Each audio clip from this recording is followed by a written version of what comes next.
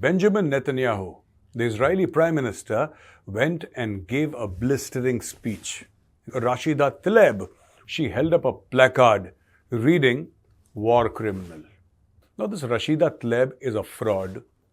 You should have stayed in the dustbin that you came from. Why did you ever enter the United States of America? This person has 150 members in his family.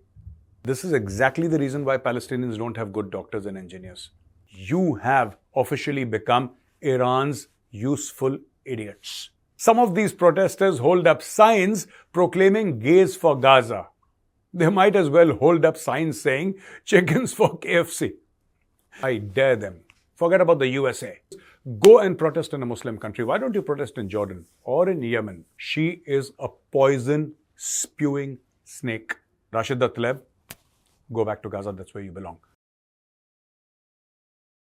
Jen friends, I'm Major Gaurav Arya and you're watching the Chanakya Dialogues English. Like this video, subscribe to our channel and don't forget to press the bell icon. Benjamin Netanyahu, the Israeli Prime Minister, went and gave a blistering speech inside the US Congress where he vowed total victory against Hamas and condemned American opponents of the war in Gaza. Now, this was a scathing speech to the US Congress. Now, what happened was that while the Israeli PM was addressing the US Congress, a Democratic representative called Rashida Tlaib, who's also the only Palestinian American member of the Congress, she held up a placard reading, "War criminal, guilty of genocide." This was obviously for Benjamin Netanyahu, and she was protesting his presence. She also wore a Palestinian flag pin and a keffiyeh, which is the checked towel that they wear, and linked with the Palestinian struggle for over half a century. That is what she says.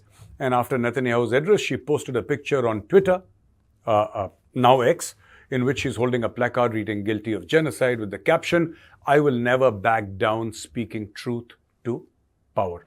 Now, this Rashida Tlaib is a fraud, and I think she should be in prison for fraud. This woman, I don't know why she came to the United States of America. She should have stayed in Palestine if she loves Palestine so much. You should have stayed in the dustbin that you came from. Why did you ever enter the United States of America? Such people, ladies and gentlemen, are absolute traitors. And I think the US was stupid to take a person like Rashida Tlaib and give her an American passport. This is how you effectively create a fifth column inside your own country. Now, Rashida Tlaib, vocal critic of Israel's actions in Gaza, was also accompanied by an invited guest, Hani al-Madhoun. Now, Hani al-Madhoun is a Palestinian person who has lost more than 150 members of his extended family since Israel launched this war. Now, this person has 150 members in his family. This is exactly the reason why Palestinians don't have good doctors and engineers, because this is what they're doing 24/7. A day before Netanyahu's address to the US Congress, Rashida Tlaib even called for Netanyahu's arrest and that he should be sent to the International Criminal Court. She even went on to say, since 1948, the US has provided more than $141 billion in weapons to the Israeli government to fund the ethnic cleansing of Palestinians, including $17.9 billion since October. Netanyahu's apartheid regime has already slaughtered over 39,000 Palestinians in Gaza, including 15,000 children.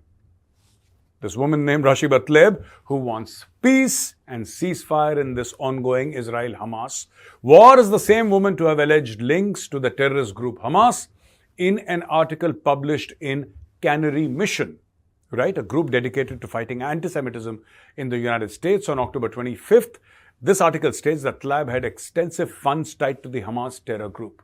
Canary Mission states that Tlaib used to run the Facebook group PAC USA, which is Palestinian American Congress USA, for her congressional campaign. This group, Canary said, shared pro-terrorism, anti-Semitic and Nazi propaganda content. The group no longer exists but had over 12,000 members in June 2020. Additionally, the Canary Mission claims that Tlaib founded the group called Black for Palestine, an organization they describe as an anti-American, anti-Israel and pro-terror hate group. The group allegedly works alongside the Popular Front for the Liberation of Palestine, PFLP, which is designated as a foreign terror organization in the United States of America. It is important to note that the group Tlaib founded was apparently posted in support of registered terrorist organization. In this Facebook group, they posted content in support of registered terrorist organizations more than 100 times. Canary mission claimed that Tlaib has links to at least 3 Hamas-linked activists whom she employed to fundraise for her 2018 election campaign. The 3 fundraisers named were Salah Sarsour, Rafiq Jaber and Abdel Baset Hamiel were somehow connected to Hamas, be it spreading Hamas's propaganda in the US or it's working as a representative of Hamas, or they were working as representatives of Hamas. A New York Times report says that after the October 7th attack, in which Hamas attackers killed about 1,200 people, Israelis and Jews, and took about 240 hostages, Rashida Tlaib was one of the 10 House members who voted against a resolution to condemn Hamas and reaffirm a $3.3 billion a year in US military assistance to Israel. Netanyahu's message for protesters, as per the sources, the Secret Service is investigating reports that protesters gained access to the hotel building where Netanyahu is staying in Washington, D.C., releasing bugs in the hotel and pulling fire alarms. On the day of Netanyahu's speech, there were protests both outside and inside the U.S. Capitol complex. To what Netanyahu said: "When the tyrants of Tehran who hang gays from cranes and murder women for not covering their hair are praising, promoting and funding you, you have officially become Iran's useful idiots." Israeli Prime Minister Benjamin Netanyahu mocked gay pro-Palestinian protesters in his speech, and he said some of these protesters hold up signs proclaiming gays for Gaza. They might as well hold up signs saying chickens for KFC.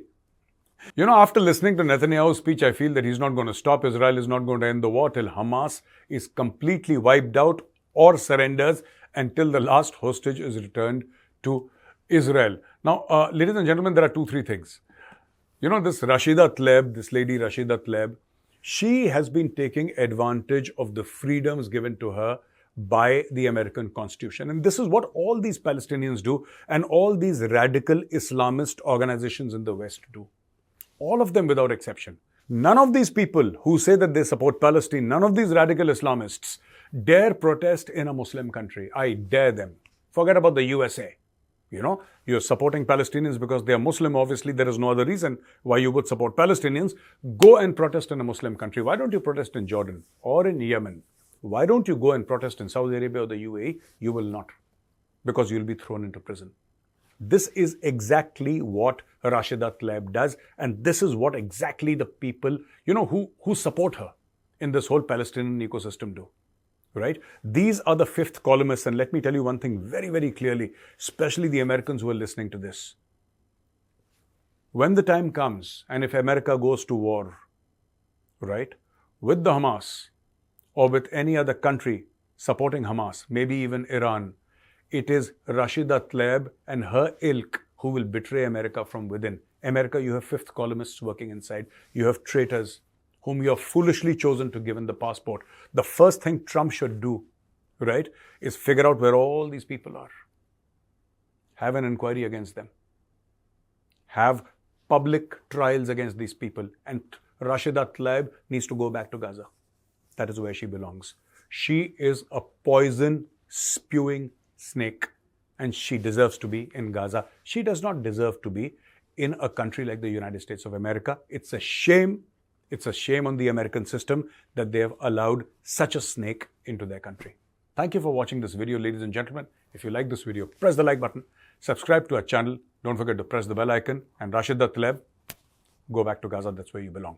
Jai Hind, Vande Mataram, Bharat Mata Ki Jai.